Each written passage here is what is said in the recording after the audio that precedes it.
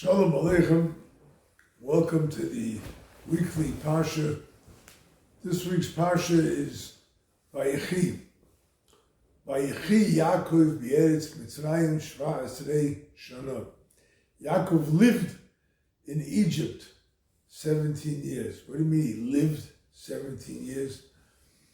Right? He lived. Right? How did that happen? Right? Yaakov Avinu had one of the hardest lives that we could look at. He had trouble from his brother Esav, trouble from Lavan. His daughter Dinah was taken forcibly. Right? He had trouble with Yosef being sold. And man had trouble his whole life. Now he's 130 years. And he comes to Egypt. And he lives. What do you mean he lives? The Medrash says Yaakov came down with 70 people to Egypt. Parshat Vayigash, 70 people he came down with. Right? But he didn't pass away in Egypt until he saw 600,000 descendants. In those days, people age of 8 were able to have children. So they had. So Yaakov, in 17 years, grew from a family of 70 to a family of 600,000 descendants, right? So every day there was a bris, there was a kiddush, there was a chasana, a shever brachos, a bar mitzvah, whatever. It was endless simchas, endless simchas. What does that mean to us? It means to us that when you serve Hashem, you could see endless simchas. There's a reason to be happy. There's a reason that throughout your life, we suffer. We have difficulties. If it's a question of a kid who's sick, if it's a question of a kid who's not studying properly in school, if it's marital problems, if it's parnasa problems, there's always something coming up. But Yaakov Avinu taught us never to give up. He taught us to fight for what you need, for what is right, for what is emes. Yaakov personifies emes, as the pasuk says, Titein emes liYaakov, give truth to Yaakov. So Yaakov personifies truth, and if you go with truth, you go with honesty, and you mean what you're doing, then eventually it will turn out right, and you're going to have years and years of simcha, years of nachas. Parsha goes on, tells us about Yosef's children. Yosef had 2 children, Menashe and Efraim, and he brought them to Yaakov to get blessed. And he put the eldest, Menashe, by Yaakov's right hand, and he put Ephraim, the younger one, by the left hand. Right, supposedly, is the greater end. Yaakov sikel es yodov. He crossed his hands, right? The Targum says, ach kaminun, he made his hands do it the smart way. Why?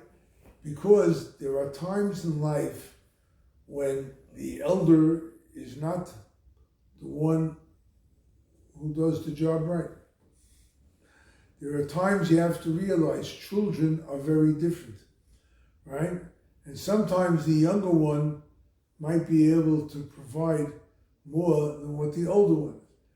The problem that people have is they don't know how to diversify their love. They don't know how to show their love and how to give forth all the good that each child deserves.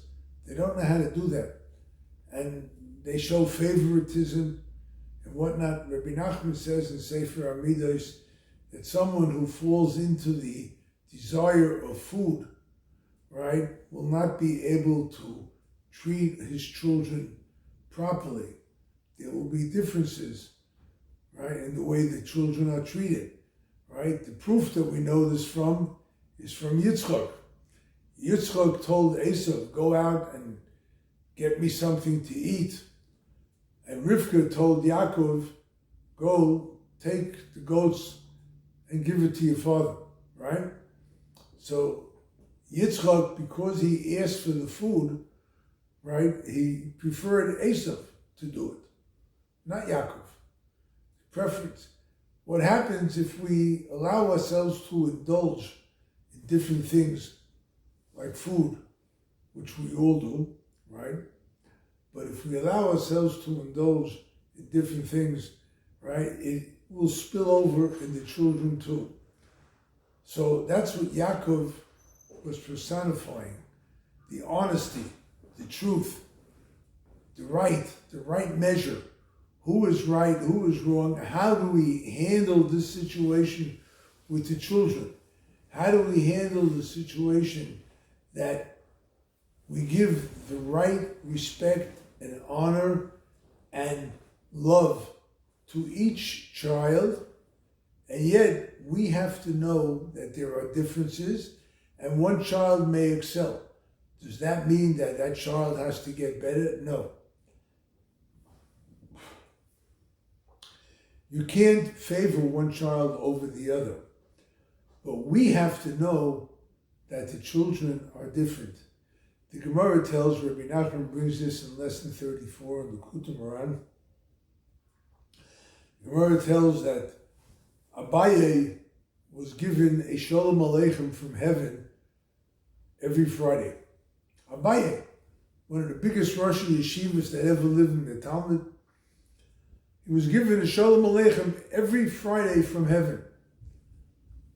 And yet, there was a doctor, Abba Umana, who used to get Shalom Aleichem every day from heaven.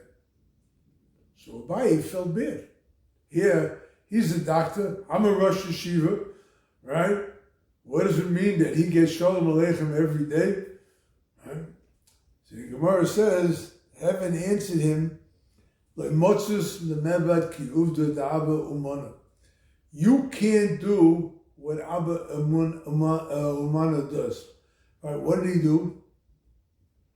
If someone couldn't pay, he didn't charge him for the service. He did things in a very modest way. He did things in a very humble way. He used to provide food for the people who couldn't afford. He would give them the food in order for them to eat. And he did so many different acts of tzedakah and chesed. Abaye could never do that. It's the same thing with our children. That's what the Torah is teaching us. That the children cannot do the same. And you can't expect the same from every child.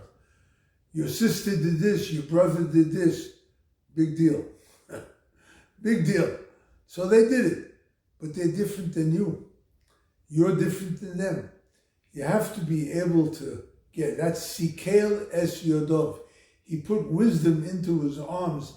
He brought out the fact that every child is different. Every child deserves a different outlook from the parent in order to be able to help them get on the right path in life. And that's what Efraim and Menashe did. They ended up on the right path in life. Later on, you have Yaakov blessing the tribes. He blessed all of them. Each one he gave a separate blessing and whatnot. We can take just the blessing of Naftali for right now. Naftali Ayola Shlucha. Naftali had his inheritance, his heritage was a plot of land in the land of Israel that delivered the fruit very quickly. Very tasty fruit. You look at Rashi. Very tasty fruit, and it ripened very quickly. It grew and ripened very quickly. Hanoisein Imrei Shofer, who gives forth words of beauty, right?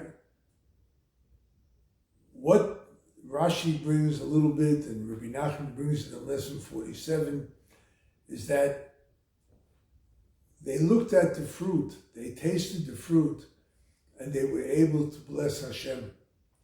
In other words, the fruit of our labors, whatever it is, the fruit of the food that we eat, whatever it may be, you have to learn to thank Hashem and Hanoisein Imrei Shofer, to give over the beauty of what I have, of what I was given, what I was blessed with, right? I give this over to Hashem. I thank Hashem for putting me in this position, for being able to have what I have, to appreciate what I have. And the more we grow into that concept of appreciation, the more we'll be able to come closer to Hashem and bless Hashem with anything and everything that goes on. And we'll be able to see the fruits of our labor, our children, everyone doing something good, speedily in our time. Amen.